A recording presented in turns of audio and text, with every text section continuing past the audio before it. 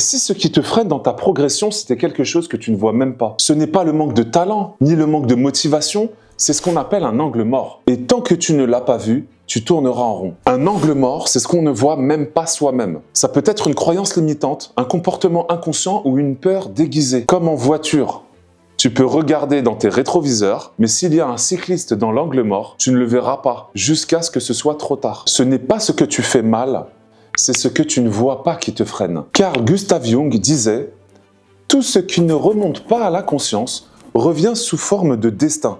Ça veut dire qu'en gros, si tu ne vois pas tes angles morts, ils vont diriger ta vie. Quand on est petit, on voit moins large. Mais littéralement, l'enfant voit que dans un angle d'environ 70 degrés. C'est comme s'il avait des œillères naturelles. Il ne capte pas tout ce qu'il y a autour de lui ou tout ce qui peut se passer autour de lui. Il ne voit pas le monde entier et il ne se voit pas lui-même entièrement. Mais c'est normal, il est encore en construction. Et ce qui est fou, c'est que même adulte, on garde ces œillères. Cette fois-ci, elles ne sont pas physiques, elles sont plutôt mentales et émotionnelles. On croit se connaître, mais en fait, on avance avec des zones d'ombre, des angles morts. Ces endroits en nous qu'on ne voit pas, mais qui dirigent notre comportement. Comme un enfant qui traverse la route sans voir la voiture qui arrive sur le côté. Tu veux grandir, commence par élargir ton champ de vision. Mets de la lumière là où tu n'as jamais regardé. Et tu verras que parfois ce n'est pas la vie qui te bloquait, c'était juste un angle mort. Tu ne manques pas de potentiel, tu manques de perspective. Les angles morts, chez les adultes, ça va être le perfectionnisme. C'est quelqu'un qui ne veut presque même pas commencer parce qu'il sait que s'il s'y met, il va prendre un temps fou et qu'il va jamais voir le bout. Son but, c'est soit parfait ou rien. Son mantra, c'est « ce n'est jamais assez bien ».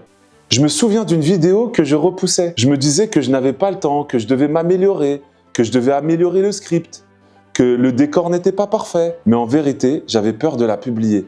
Peur qu'elle ne fonctionne pas. Peur du regard des autres. Et à un moment, je me suis demandé, est-ce que c'est vraiment une question de timing? Ou c'est juste une excuse déguisée? Et puis ce jour-là, je l'ai publié. J'ai compris que l'obstacle, ce n'était pas le temps ni le décor, c'était mon propre mental. C'était mon angle mort. Ensuite, il y a le besoin de plaire. Et pour cela, la personne est prête à tout. C'est pourquoi son mantra, c'est « dis oui à tout ». Nous avons des angles morts. Les plus connus, c'est l'autosabotage, qui est le fait de se créer inconsciemment des obstacles pour éviter l'échec ou le succès parfois. Et d'ailleurs, je vous invite à regarder ma vidéo sur ce sujet juste ici. L'autosabotage, c'est comme si tu marchais dans un champ plein de déchets et tu viens de finir de boire ta bouteille. Et foutu pour foutu, tu te dis « tiens, je vais la jeter par terre ». Ou alors tu as une présentation à faire. Rien de très compliqué. Tu sais, tu vas parler, tu vas prendre la parole en public. Tu maîtrises ton sujet, tout est OK, mais la veille, tu te dis que tu as encore le temps. Et puis tu vas ouvrir Instagram, ou TikTok, ou je ne sais quoi, et puis tu vas aller sur Netflix, tu vas prendre du temps, tu vas dormir tard. Une fois que tu te couches tard, forcément tu vas mal dormir. Et le matin, tu te lèves fatigué et stressé. Et tu te dis « je suis nul ». J'aurais dû m'y mettre hier. Et là, devant les autres, tu vas commencer à bafouiller, tu oublies des choses simples et tu sors de là frustré. Tu te dis, je le savais, je suis vraiment pas fait pour ça. Mais en vérité, ce n'était pas un manque de compétences, c'était un autosabotage. Tu t'es tiré une balle dans le pied, quoi, avant même de commencer. Et on fait tous ça parfois. Pas parce qu'on est incapable, mais parce qu'au fond, on a peur de réussir, on a peur de déranger. On a peur d'assumer notre valeur. Nous avons également ce qu'on appelle la fausse humilité. C'est de se refuser de se mettre en avant, de valoriser son travail en pensant que c'est égoïste. J'ai accompagné un jeune en formation très intelligent, toujours pertinent dans ses remarques, mais il ne participait jamais à l'oral. Il croyait que se mettre en avant, c'était arrogant. Et il disait « je préfère rester discret ». Jusqu'au jour où je lui ai dit clairement « si personne ne voit ce que tu sais faire, tu resteras dans l'ombre. Ce n'est pas de l'humilité, c'est de la peur. » Et il a pris son courage à deux mains. Il a présenté son projet devant tout le monde et il a bluffé tout le monde. Il ne s'est pas transformé en showman, mais il a osé se montrer. Son angle mort, c'était de croire que briller, c'était mal. Et enfin, il y a le rejet de l'aide. Vous savez, quand la personne a dit « je suis capable de tout faire tout seul, je n'ai besoin de personne, je me suis fait seul et seul c'est mieux ». Alors oui, Tu pourras bien sûr aller plus vite en y allant seul. Mais en déléguant certaines choses et en demandant conseil, tu pourras aller encore plus vite et encore plus loin. Je me souviens d'un moment où je bossais avec quelqu'un sur un projet super important. Il voulait tout gérer tout seul. Il disait « personne ne sait aussi bien que moi ». Sauf qu'il était constamment débordé.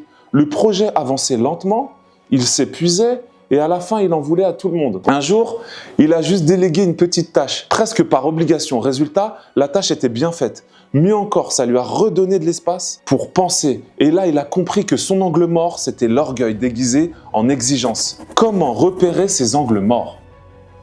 Les œillères mentales sont les plus dangereuses. Tu crois avancer, mais tu tournes en rond. Ce que tu peux faire, pour commencer, tu peux clairement demander à tes proches de confiance « Qu'est-ce que tu penses qui me freine dans ma progression ?» Ce qui fonctionne bien, c'est d'identifier les schémas répétitifs. À chaque fois que je suis proche de réussir, qu'est-ce qui se passe? À chaque fois que j'ai quelque chose à faire dont je pense avoir le temps de faire, comment je m'y prends? Ce que tu peux faire aussi, c'est de tenir un journal des blocages. C'est de noter tous les moments de doute, de procrastination, d'échec et de chercher qu'est-ce qu'ils ont en commun. Tu peux faire appel à un coach également pour mettre en lumière ce qui t'échappe.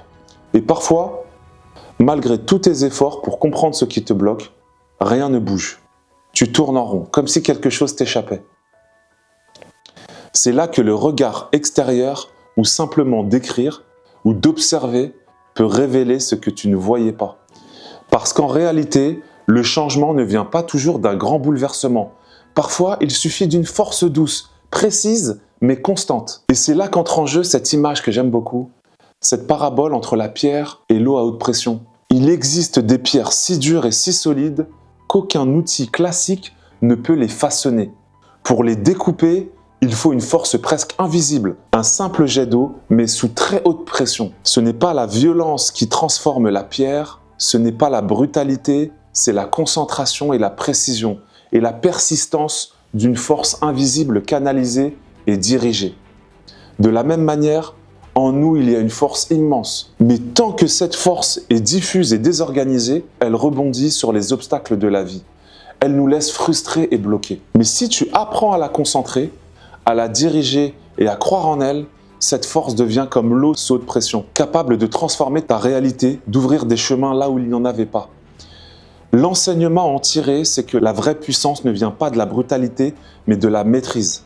Tu n'as pas besoin d'en faire plus, tu n'as pas besoin de croire plus en ce que tu as déjà. Tu as besoin de canaliser ton énergie dans la bonne direction. Mais alors pourquoi dévoiler les angles morts change tout? Ce que tu ne vois pas te freine, et ce que tu vois, tu peux le transformer. Ce que tu mets en lumière un angle mort, il arrête de te diriger en douce et devient un levier. Par exemple, tu réalises que ton besoin de plaire te pousse à dire oui tout le temps. Le jour où tu comprends que dire non aux autres, c'est parfois dire oui à toi. Tu reprends de l'espace et là tu avances. Donc parfois, il ne suffit pas de voir plus, il suffit de voir mieux. Ce que tu refuses de regarder, c'est peut-être ce qui te retient. Mais c'est aussi là que se cache la clé.